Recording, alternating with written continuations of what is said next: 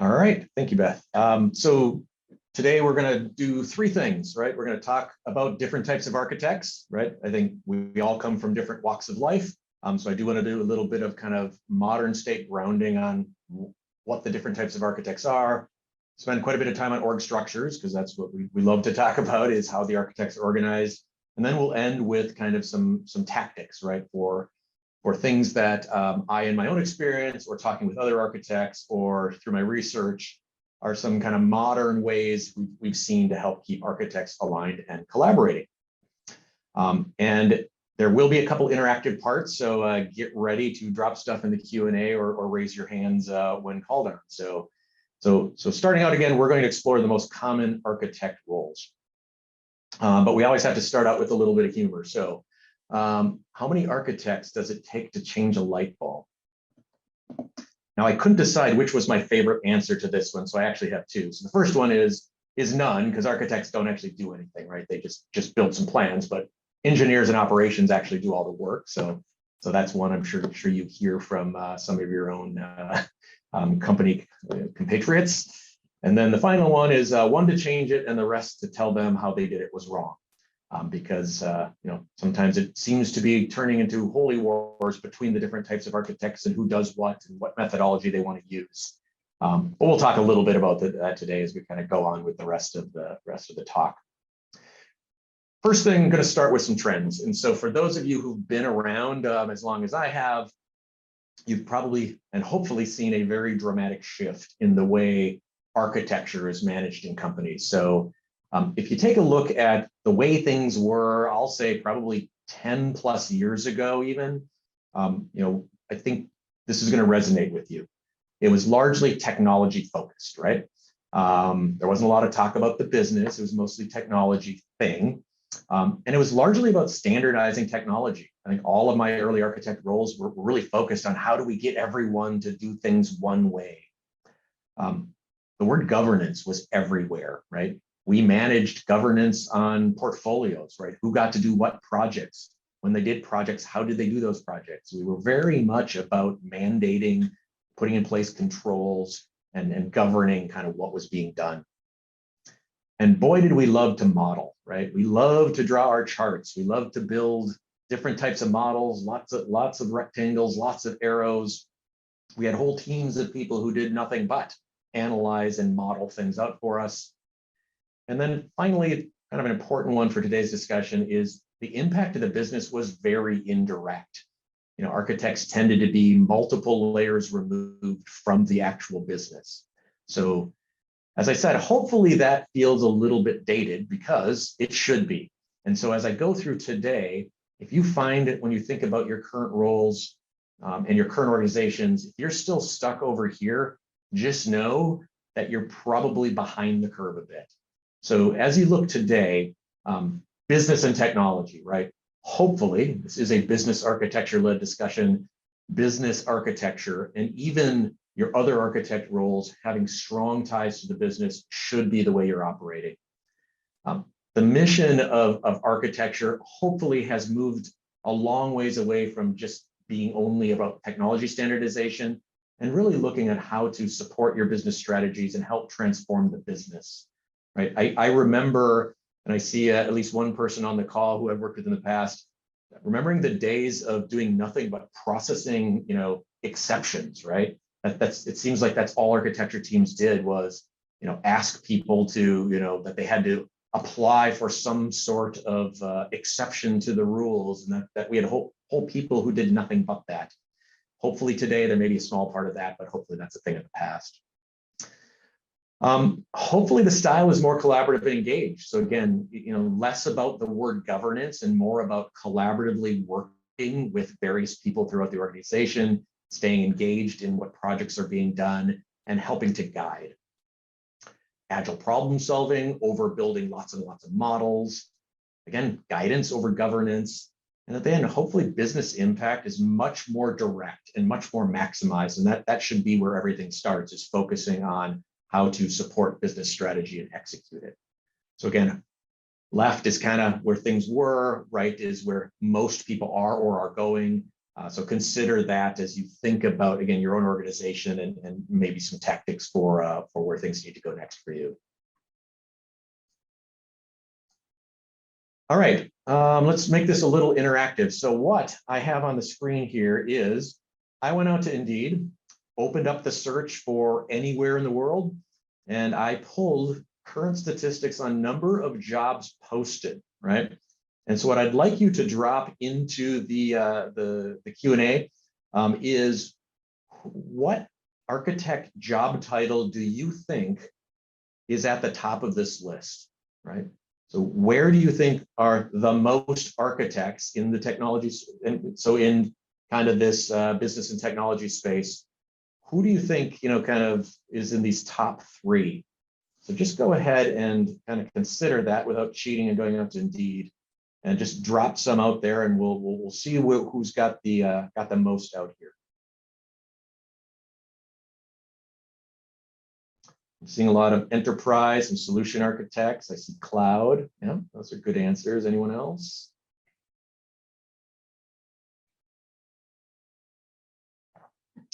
All right, let's do the big reveal here.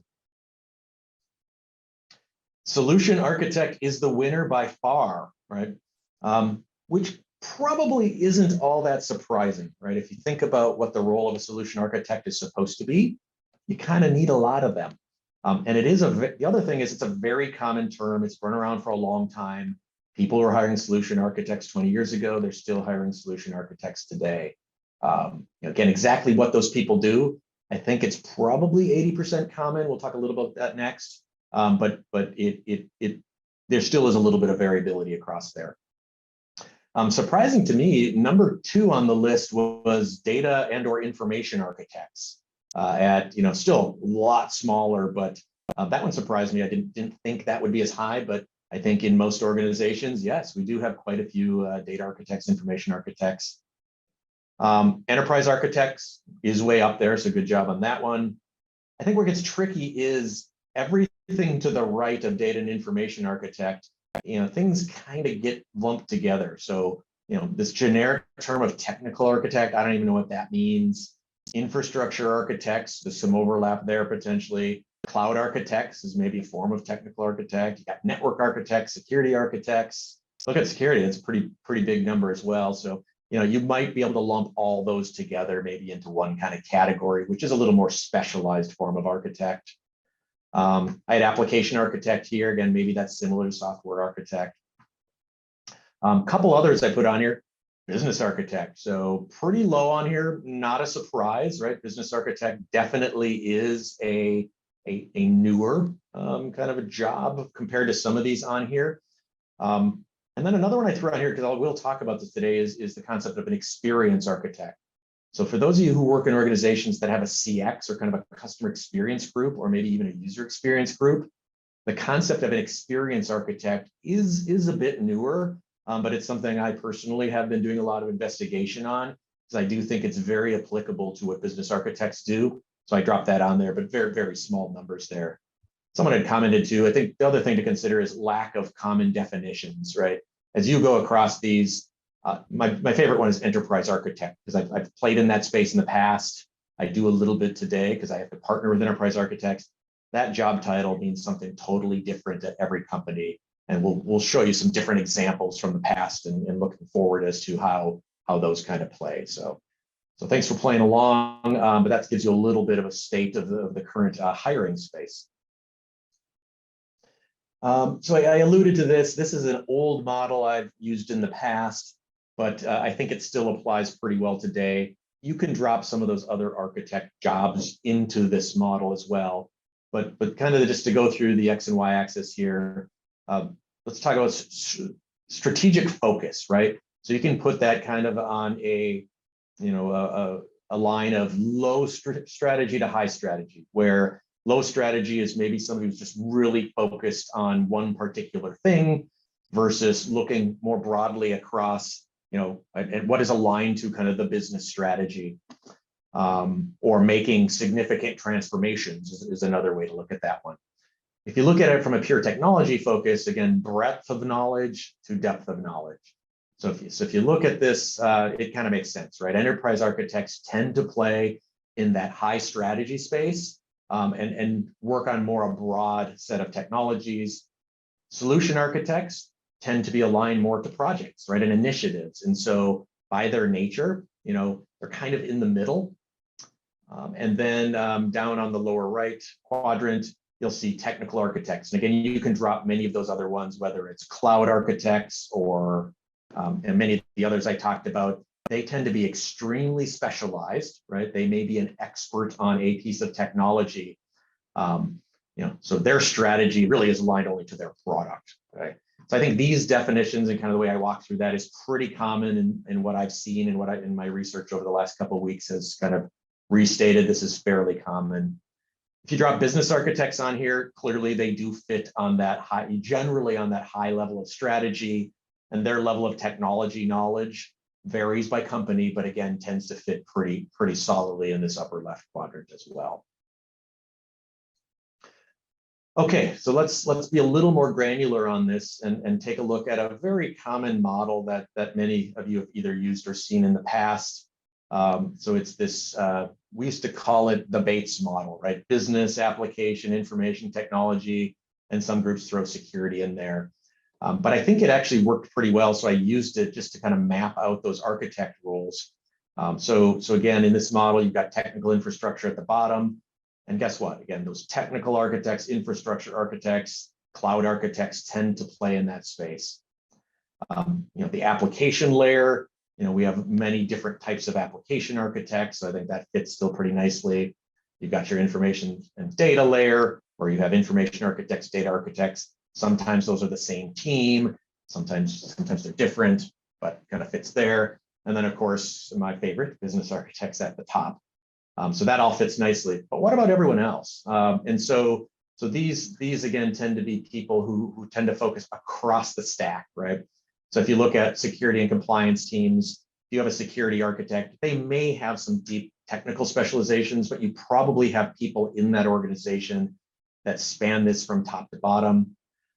I added customer experience, right? So when you're talking about customer experience, that may span all of this. Maybe it doesn't go all the way down to technical infrastructure, but in many cases it does. And so that one would fit kind of over on the side here. And then, of course, in the enterprise architecture space, where you're doing a lot of spanning, I actually see a note, are you showing something? So I just wanted to confirm, is everyone still seeing the screen? Yeah. I saw that note too, Dean. I'm seeing the pyramid that you're talking about. So okay. I don't know if someone else wants to weigh in, Marie. It might just be the one person who can't see the screen right now. Oh, wait, someone. Oh, they're raising hands. I'm less skilled at hand raising. All right, is anyone else seeing a black screen? Okay, Maria, it looks like a you issue. So you might want to just maybe disconnect and reconnect is my best guess as to how to fix it. The old reboot kind of idea. So it seems like other people. Others are weighing in and can see it. So sorry, Maria, that issue there. Yeah. All right, so last one on here again, enterprise architecture. So I kind of put enterprise and solution architects because again, they do tend to span some of this. They tend to be more in the middle, right? Probably of this space, but some may extend all the way down to the bottom and some may extend all the way to the top. So, all right, so I'll stop dwelling on kind of what I mean, but hopefully that kind of gives you a sense of where I'm coming from when I'm talking about the different types of architects and kind of how they tend to fit. Next, I'm going to kind of segue into organizational structures for architects, because when it comes to optimizing the way architects work together, one of the primary ways of doing that is organizing them in different ways. And so this was a little interesting for me because I've been doing this for a long time. I've had many different types of organizational structures for architects across the list of things I'm about to cover for you. I've seen some work great at some companies, but work terrible at others. But I also found some kind of new themes that I wasn't familiar with out there. And so we'll cover a little bit of what that looks like. So one of the things I kind of fell into as I was doing this research was kind of two different theories out there which have some research behind them. One is called Conways Law and the other is called the mirroring hypothesis. And honestly, they seem to be pretty similar, so I just lump them together here. But the concept here is that, you know, any organization that delivers a product, right, of any sort or designs a system, those products or designs, you know, they actually kind of mimic or copy the way an organization is structured and the way they communicate. And so the way to think about that is, if you have a very loosely coupled organization, they tend to develop products that are very loosely coupled. If they are not, they tend to develop very tightly coupled, you know, systems. So it kind of makes sense, right? If you have an organization that is very siloed and everyone's working in it one particular way, they're going to develop products that probably don't integrate well. Why? Because the organization probably doesn't integrate well. And so I just call that out because sometimes people think, who cares? It doesn't really matter how I'm organized. But if you really think about it, the way you communicate across your organization kind of enables or disables the way you can get work done. And when that happens, right, it can create products that enable or disable certain types of things, such as tight integration. So the way you are organized can have a very significant impact on the products you develop. So the answer isn't always to go and reorganize, but it's just, you know, walk in eyes wide open when you're thinking about these things. And maybe as you think about some of these today, you can recognize some of these patterns maybe in the way your organization works and maybe how some of their products kind of work at the end. So let's start with a few of the traditional org models. I will start over here on the left. And so there is a more traditional model, kind of old school, where enterprise architecture is at the top, right? So you have a team of enterprise architects who kind of run the show. Maybe they have a team of solution architects reporting up through them. And then within that space, they are kind of managing all of those different towers kind of on their own. Don't see a lot of groups functioning this way anymore, but it was kind of a way of the past. Another way is to really look at this model kind of up in the upper right here, where it is more this domain model, which I kind of showed you on a previous slide, where, you know, maybe there is a group, you know, for the business of architects for business architecture, data architecture, application technology. They kind of have their own teams and structure. Enterprise architecture kind of runs virtually across all of them and provides some amount of cohesion into how they come together. And then solution architects similarly work that way, just at at less of a layer of abstraction. So enterprise architects do it at the high concept level. Solution architects execute this on a project level. So that is, I think, a very, very traditional model. I've seen this model in practice. I do think it's pretty common today. What might differ a little bit from org to org is, you know, the size and scale of the enterprise architect organization, right? I think the days of really large enterprise architect organizations that really govern and mandate, and that I haven't seen a lot of that in a long time. I still hear about a lot of smaller enterprise architect teams that do provide a level of synergy, you know, synergistic collaboration across these teams, and maybe provide some forums, right, for knowledge sharing. At the bottom left, this is a model that I think I've actually used before, and it's more of kind of an application lifecycle model, whether you're in waterfall or Scrum, you know, something along these lines. But you have, you know, enterprise architects ramping up, heavily involved in early planning. But as soon as you get down to more concrete deliverables and desired business outcomes and project teams really kick off, or product teams really get going on a new concept, that's where solution architects tend to ramp up. It's when the engineering teams get involved. Enterprise architects slowly bow out. I like this model because it does demonstrate some amount of accountability all the way through the end. And that's something I'm a big advocate of. You'll hear about that again in a little bit, which is, you know, architects that have no responsibility for the end business outcome, to me, live on islands, right? And have a problem, right? Delivering value. I'll share more about that in a little bit. But then along came Agile and cloud and experience and business architecture and product management. And all of those concepts really broke this. And so let's talk a little bit about how most companies have moved away from these traditional models into something a little more modern and current. And that move is to federated models. So probably no surprise here. So in the old days, right, more of these central models with a large scale architecture team with, some amount of domain expertise having to reach out to those teams and moving to a more federated model. And so there's kind of three key themes here. So number one, I'll just call out, most companies have kept architecture in-house. I found a number of different research efforts from the usual suspects over the last 5 years. And although there is some outsourcing of solution architects and some technical architects, in most cases, most companies have kept those in-house as strategic differentiators. But as I said before, the move to digital and product-focused teams, what happened is that just took off. And what happened is these centralized architecture teams just became silos. They weren't connected into engineering and all of the developments that were happening there. They weren't connected to development, and they just became that roadblock team, that team that felt like they needed to be involved everywhere, but because they weren't on the ground working day to day where the work was actually happening, they kind of became obsolete. And so what's happened, I think, in most modern agile organizations is that they've largely moved to this federated model. Now, in that model, I think most companies still have common job profiles. So as an example, let's say I have I have a team of solution architects, but they are embedded, right, in various domains. But they might have a common job profile.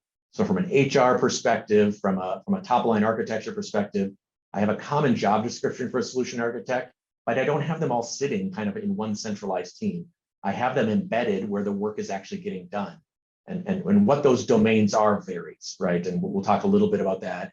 But it can be more along the lines of that BATE model, right, where I have business architects, and solution architects embedded in business lines. I think it's probably the most common one today. Maybe it's product teams, right? Maybe I have products and structured from a product angle, and then again you have solution architects embedded in those teams.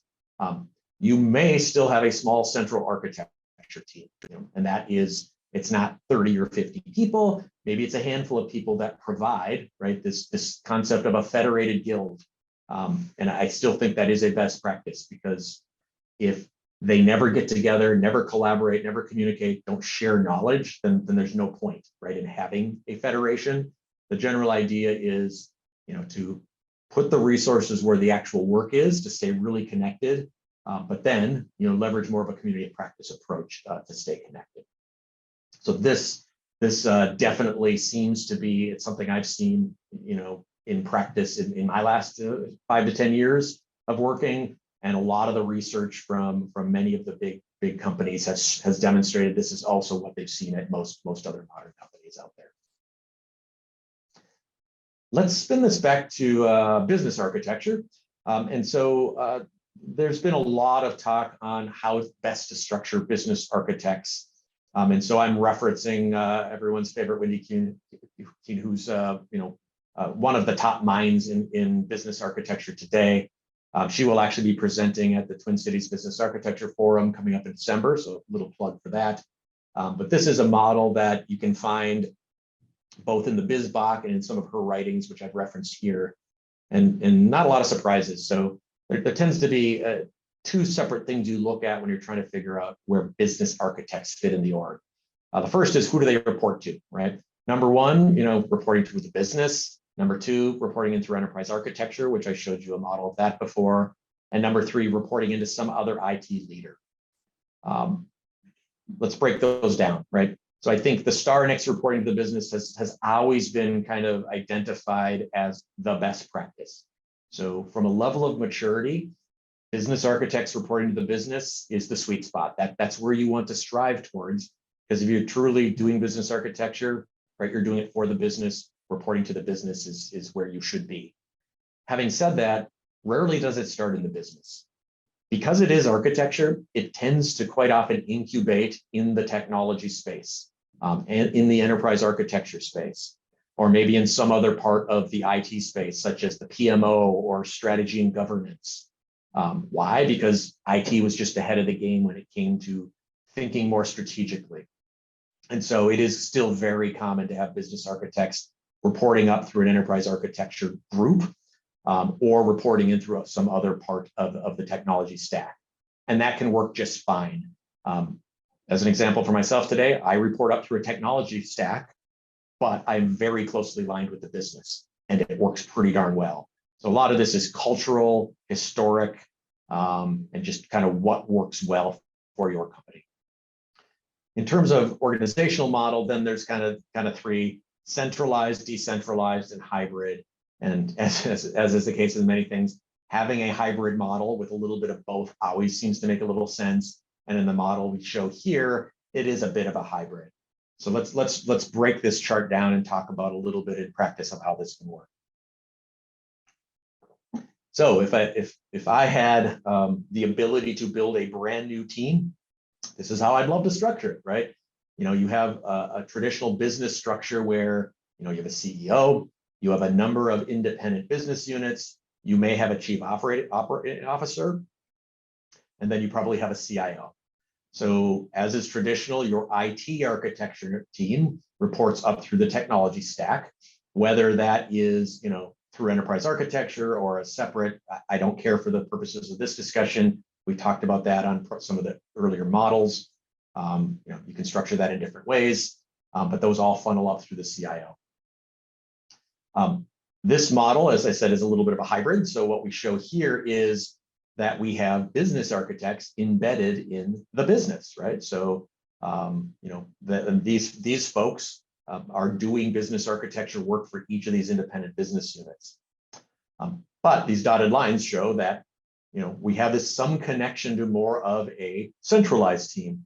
And so in this model, you may have some probably smaller number of business architects here who are kind of responsible for the enterprise and making sure where there's value in tying things across the enterprise, they are owning kind of those capabilities and working very closely with the virtual team of business unit-based business architects. This model shows a business architecture support team. Every business architecture team wishes they had one of these. Most probably don't, but this is similar concept that enterprise architecture has had for years. Just to stay coordinated, to keep documenting kind of what the business architecture is. There is a point in scale where it makes sense to have some people who are really good at doing that and managing that team that supports architecture, whether that's specific or business architecture or across the enterprise architecture space. Either way that can work. You'll also see the tie-in of architects kind of plugging into this virtual team. So again, this kind of concept of I'll call it a community of practice or a virtual team where these folks are interacting not just on a project by project basis, but also on just the architecture strategy itself. So this is what I'd call kind of the best practice that has always been advocated from the business architecture community. Have I ever seen this in practice? I have. A couple times. It hasn't lasted long because quite often, you put a model like this in place and then a new CIO comes in, right? Or a new COO or a new CEO comes in. And of course, things get transformed, things get moved around, and these things tend to shuffle. But definitely seen this in practice. It definitely gives you the best bang for your buck when it's coming to business architecture. But I think in most cases, you have a slightly different version of this hybrid model. In most cases, I still see business architects reporting up through the technology space, just based on the historic. That's kind of where it grew out of. And that's okay. You can still accomplish what you need to in that model as well. Let's talk about a whole different type of a model. And so I'm going to reference Amazon Web Services. So and you know anything about AWS, they don't really have a traditional architect role. So the concept of an enterprise architect or business architect historically hasn't existed unless something has changed in the last year, which I've not seen personally, but I could be wrong. But at least historically, they went a different route, which is to say that the responsibility for architecture lies in the hands of engineering, right? So they're what they call principal engineers is responsible for making sure everything works, both at their product level as well as across the ecosystem. They do have a solution architect role, which many of you probably know, because if you work with AWS, you have a solution architect assigned to your company. Their primary job is to help their customers design solutions to use their services. In many ways, that role is not a whole lot different than how we use solution architects internally at companies, but it's just very focused on the AWS service offering and in implementation. And then they do tend to be organized around their products. So this is a model that is out there. There are companies who have implemented something similar. I'm not sure I've ever seen another company, and raise your hand if you're one of them, that has ever implemented this holistically and does not have any other form of architecture.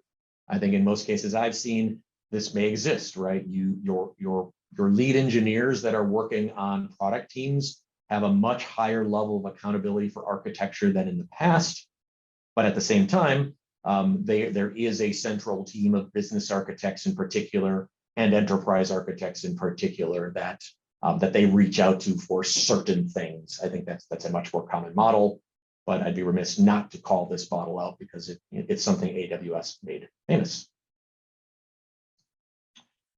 All right, and finally for this section, I kind of have to talk about the matrix because it's the world we all live in today. So I've felt for probably the last 15 years that I report to multiple bosses, and I think you probably all do as well. And so I found a recent poll that found that 72% of employees in the US said, yes, I work on a matrix team. And so architects, I think, are probably in the worst case scenario when it comes to the matrix for what I just talked about, because you can imagine being a business architect who has to interface with not only all of their business constituents, but all of these different architecture teams, as well as all these different product teams. So architecture is kind of stuck in the middle of the matrix. And the research has shown pretty much the same things you've probably all been experiencing over the last few years. There are benefits to the matrix. So number one is just improved collaboration, right? When you are connected, whether it's dotted line, solid line, whatever, with other teams, it forces you to talk to them. So it does help you communicate, it improves collaboration, it can help to create, to create better ideas, and it can help with resource sharing. You can share resources across, the matrix. But the downside is reduced role clarity, right? People who work in a matrix environment struggle with what is my job, right? They get pulled into everything and anything. And so sometimes it's really hard to work in that gray space and know where you're supposed to start and stop. The other downside is more time in meetings, right? So I think many of you can probably relate to, I have a meeting for this part of my matrix, then this part of my matrix. And every week I have these meetings and oh my gosh, all I'm doing is sitting in meetings. And there's just a whole lot less time to actually get work done. And that creates cognitive overload. And that is a symptom of the matrix. It's a symptom of the pandemic and the quarantine and the time we spent remote. It's a symptom of doing Zoom calls and Teams calls. And so cognitive overload is a real thing. There are whole new companies talking about how they can help you with cognitive overload and tips and techniques.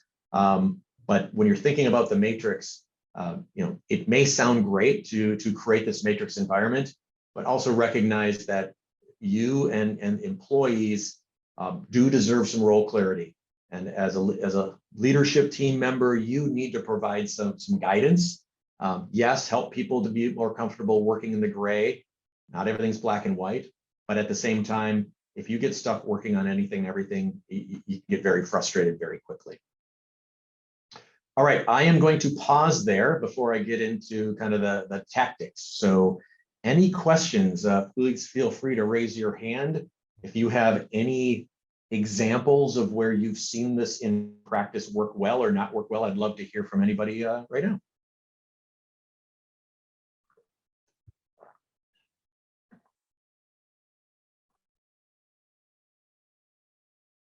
John said, let's not forget cognitive dissonance. So I don't know if you, and I have lots of questions, Dean. I'm not sure if you're going to come to me or not, but so you've got that comment from John, and earlier John said too that something about there were all those different architects, and they kind of all mean, some of them at least, the same thing. And now you're describing the matrix. Do all those different roles or classifications of roles, does that make it easier to collaborate or more difficult to collaborate? Boy, that's a tricky question. So I'd say everyone deserves to know what their job is, right? And unfortunately, the chasm between human resources and the average working team is vast. And what I mean by that is, how current is your job description, right? If you went out right now and read your job description, how many of you say, "Yep, that's exactly what I do"? I would venture to guess very few of you. And so that's kind of a problem, right? If some of us can kind of roll with things pretty easily, but the average person isn't as flexible as some of us are. And not keeping a current view of roles and responsibilities for a team and a team member, I think, is a challenge. And so even if you throw away job descriptions, right, I think when you look across every one of those roles in your organization, can you sit down and say, here's the roles and responsibilities, just a quick bulleted list of what they do, what they don't do, how far they take things. One of the exercises I'm actually working on right now at my current company is taking a look at the timeline from idea to implementation, right? So think about that whole vast list of phases of things you work on and trying to determine where should we be doing what, right? So if I look at my job description, it's way more generic than that. Can I say with confidence, when I'm working on an idea in our incubator, what is the role of a business architect? What is the role of an enterprise architect? With confidence. That's what we're working on. And so I'd say, I think it is important, right, that at some level, you can define it with clarity to every member of your team where they should be playing, where they shouldn't be playing, and some level of expectation. But I also don't think it's healthy to get to a point where you need a 5-page, 500 bullets to define what your job is. That's just not the role of an architect, right? If you have an architect asking for that, they're in the wrong job. So I'd say you got to find that fine line of clarity without getting verbose. And I think that will help. It also helps with a little bit of the cognitive dissonance because again, in the matrix, everybody's saying something and not everybody's saying the same thing, right? So that there can be a lot of disconnects when you're not bringing things together in a common way, when there is a lack of role clarity across your organization. So getting that to the right level without overdoing it is kind of the secret sauce, but there's no magic. It's just a lot of hard work and a lot of communication. Kind of along those lines, main follow questions. You had mentioned the downside here is that you spend a lot of time in meetings, getting less work done, and then getting cognitive overload, especially during the pandemic when we're all on Zoom. Are we still finding our way out of the pandemic in terms of a balance between hybrid or remote or in person? And how do we get our work done with those remote, and how do we use Zoom or other tools in a helpful way? Or do you think we're kind of landing now? Or where are we at on the maturity chart of virtual meeting? Yikes. That's a meeting in and of itself. I've got to pull up some notes because I think number one, it's very specific to your company and the company culture, right? So I think you've seen a little bit of everything over the last year. You've seen some companies force all employees back, right? And you've seen massive numbers of people quit, right? The great resignation, because some people got to a point where they just said, you know what, my work-life balance is more important than having to commute every day and see people. So you've seen that at one end. You've seen some companies really struggle. They still have people doing a little bit of everything, and there's a little bit of internal chaos because there's a little bit of why do these people get to stay from home, but now I got to go back into the office? So I think I'm not gonna touch on that. It's a top line message thing, right? So at the end of the day, your CEO and your other C-level executives are going to define some rules, whether you like it or not, and then you have to work within those lines. I'd say from an architect's perspective, most architects have had to work in a virtual world forever, right? So if you work in a global company, this isn't new, right? You work with people around the world that you don't see on a regular basis. The only thing that changed is now all of a sudden, instead of having a room with a few people together and a bunch of people on the other end, everybody was remote. And we found out that worked fine. So now you have to think about what is the value, right, of getting that room back together for a small number of people. And the value may seem a lot less. And so I think some of it comes down to if the culture of your company is one of face-to-face and relationship building, then they're going to push to get some amount of time back together. I think most companies are finding a hybrid model works the best, right? Some flexibility for the employee, some amount of, hey, let's get everyone in the office on Tuesdays and Wednesdays, so we can at least have some one-on-one time together, face-to-face. But I'm also seeing many meetings just look and say, you know what? This meeting can be run remotely all the time. So even if you're in the office, I'm not going to try to pull it together because then it puts remote people at a disadvantage to the people in the room. So I always encourage people to look at every meeting they have on the calendar and decide, is this a good meeting, right, to be a hybrid? Is it a good meeting to be 100% in person? Many meetings are perfect to be 100% virtual, right? So you need to look meeting by meeting and decide that. Or do we need this meeting at all sometimes? Yeah. All right. I haven't seen any other questions come up. So yeah. Onward.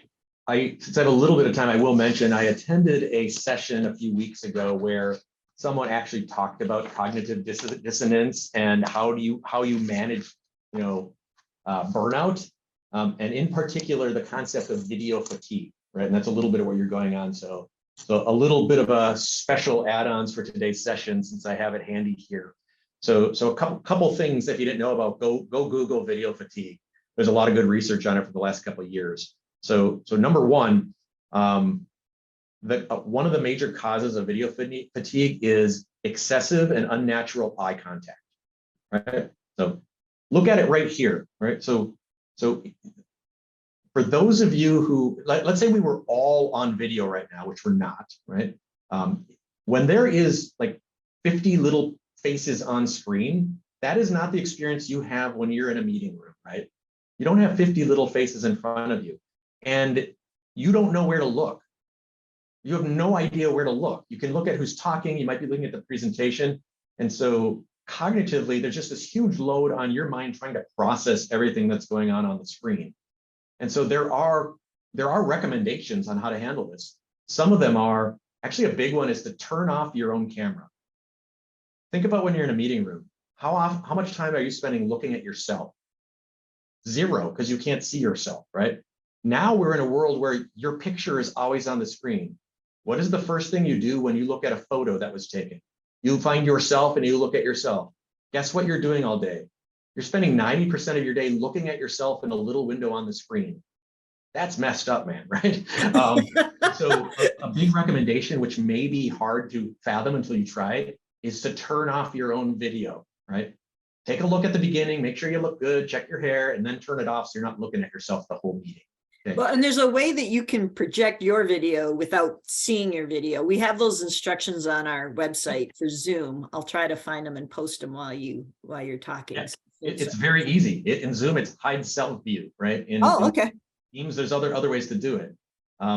The other one is have no video meetings. This might sound crazy because you've spent most of the last couple of years trying to get people on video.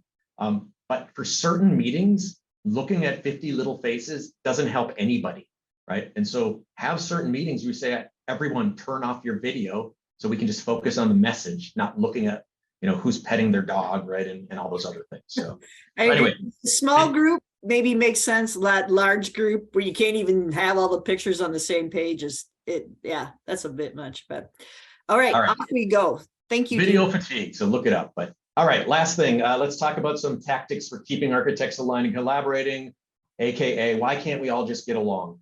So if you've been an architect, you kind of know there's always this thing, right, amongst architects. And there always will be. but here's a few things that I can suggest to try to help improve things.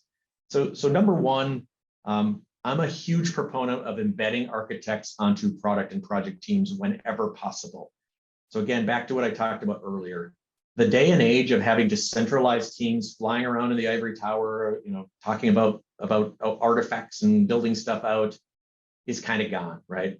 And if all you do, right, is sit up there, you're not where the work is. And so, in particular, when you're thinking about solution architects and some of those middle ground architects, as well as business architects, they should be on product teams, right? If they are SMEs in a certain business space, or if they're instrumental in figuring out how to solution something, they should be there, right?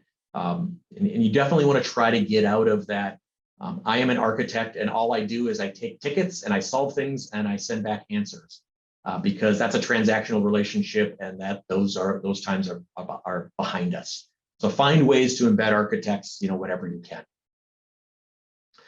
Number two, hopefully not a surprise, but organizing your teams around the capabilities they support, right? Whether that is truly a capability-driven organization or a product organization that's often aligned to capabilities behind the scenes. Why? Because that is going to improve internal communications and reduce that communication overload amongst the people who need to talk the most often, right? It doesn't help in that scenario where you still need to talk to other architects. But again, if you have some of the right people embedded on a team and they're meeting regularly, it does clean up a lot of that versus you sweeping in for 30 minutes every month. You're not going to have the context. You're not going to offer a lot of value. So again, trying to align around capabilities or products as well is definitely a best practice that I've seen most companies move toward. My favorite one, make architects accountable for business outcomes. This is one that still drives me crazy, right? And you could actually put other words in here other than architects, right? Many times architects act like lawyers, right? It's easier to say no than yes, right? If you feel like your job is only to protect, standardization or rule following, it's easy just to say no a lot. But at the end of the day, saying no might help with one thing, but it's not helping deliver on new business strategies. And so the concept of having every architect tied to the business outcome or a project outcome, I think is critical, to make this transition. And so, a real life example, right, is, if an enterprise architect wants to be involved in a new product, development and rollout, then they're not just accountable back to the enterprise architecture job function to make sure things are aligned with tech strategy or whatever else, but they're also on the hook for a successful delivery of that product. They should be there all the way to the end. If that product fails, the enterprise architect is part of that. If the product doesn't get delivered because of an architectural problem, they're on the hook for that. This is one I don't see a lot, and I think is super, super critical. And it also just gets you out of that game of just being that team that slows things down, right? And is a team nobody wants to engage with, right? So I think this is a big critical one. Share a knowledge base. Hopefully that's not rocket science either. I think teams have been doing this for years. Everyone wishes theirs was better, but you need some place for architects to collaborate and share knowledge. And so, having some sort of a shared knowledge base is always critical. Establish some sort of a community of practice. I don't know if that's one word that some companies use. A virtual team could be another way, but if your different types of architects never have a way to come together, collaborate, and they only collaborate when it comes to project deliverables, they're never going to get to know each other. So you'll see a few things I put on here. I think a big one is socializing, right? I think project teams do really well on spending a lot of time together, socializing, getting to know each other. If you're not doing that as your architecture function, then you're missing out on that opportunity to build stronger relationships. And learning, right? I need to learn a lot about cloud architecture and various other things that are going on. So having some way for architects across that spectrum to be able to come together, collaborate, learn, and socialize, I think is super important, and will take care of a lot of those issues that may pop up otherwise. Be inclusive, right? I think it's easy to say, I'm just going to go do something, right? Because it's easier. But if you don't include the enterprise architects, if you don't include the business architects, it's going to come back to haunt you. So, early on, right, when you're kicking off a new initiative, just be super inclusive. Reach out to teams, talk about their role if it's not understood. But we as architects should support each other in making sure the right people and the right knowledge are brought to the table in all the work we do. Don't be that team no one wants to involve. I'll kind of leave you with that one. So I think hopefully you know what I'm talking about here. But every time I'm in a meeting and someone says, "Oh, we have to involve procurement," or "Oh, we have to involve the legal team," "Oh, we have to involve compliance," that's the team and no one wants to involve. If architecture fits in that space, that's not a good space to be, right? Where you want is that, yeah, I want to involve the architects because I know I'm going to get a better outcome. I know they're going to help me with my solutioning. I know they're going to help me provide the best cost solution. And so if you're still in that space where nobody wants to involve you, you've got some serious problems. So take to heart a lot of what I've talked about here and think about ways how you can transition that into being the team people do want to involve. So I will end there. I'll open it up one last time for any questions or comments. While we're waiting, the other thing it's more of a comment, I guess. So I'm in a graduate class on technical communications for my encore career.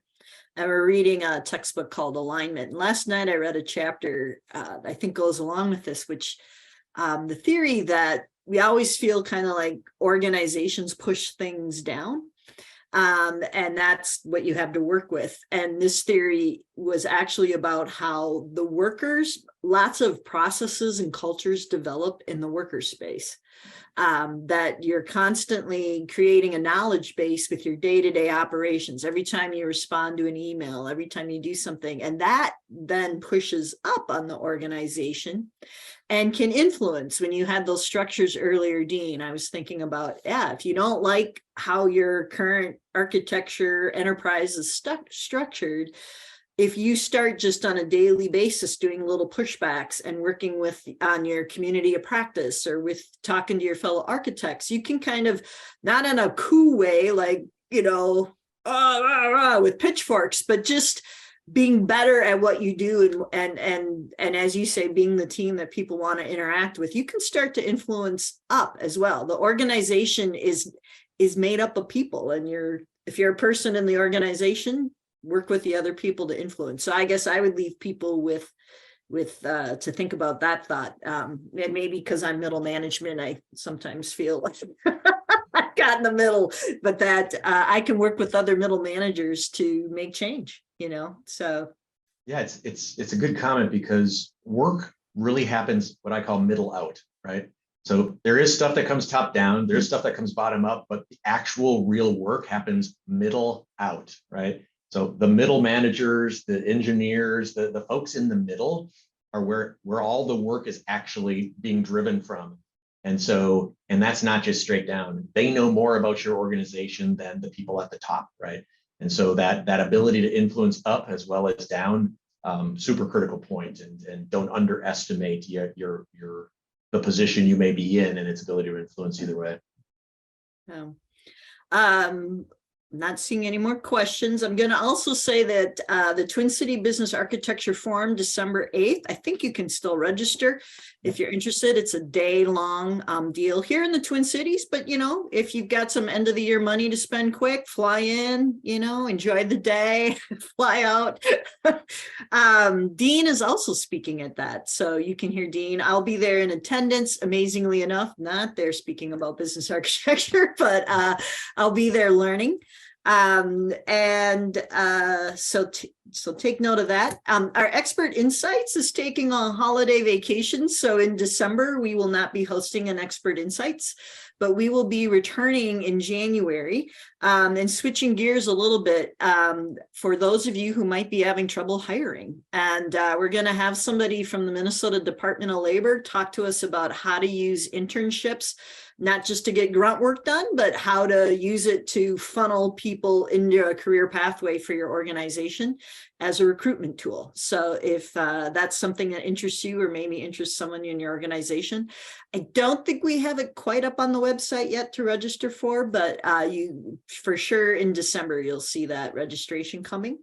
Dean, is there one more Q&A? I took my glasses off. Are you, yeah. Oh, hi, Nancy. I saw the one.